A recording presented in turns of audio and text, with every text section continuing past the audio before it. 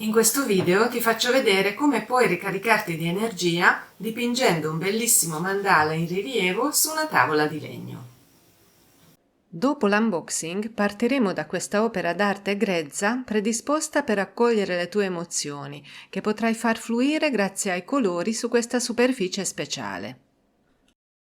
Il mandala non è solo un simbolo o un'opera d'arte, ma un vero e proprio strumento di meditazione. Stavolta lavoreremo sui primi 3 chakra, con sfumature in grado di aumentare i livelli di energia e la vitalità mentale. Dopo aver dipinto questo mandala, non solo ti sentirai più carica o carico, ma avrai anche realizzato un bellissimo quadro che ti illuminerà la casa tutti i giorni.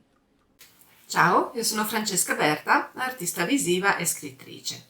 Su questo canale ti accompagno per delle attività creative mirate al benessere che puoi svolgere anche tu a casa, partendo dalle opere d'arte grezze che realizzo e che puoi ordinare sul mio sito pianosanolontano.it, che trovi anche in descrizione. Se vuoi sapere di più sugli effetti dei colori di questo mandala sulla tua psiche e desideri un tutorial dettagliatissimo per realizzarlo da zero, con molte dritte anche su come procedere in fase di pittura, puoi leggere questo mio libro che trovi su Amazon. A questo punto possiamo iniziare a dipingere.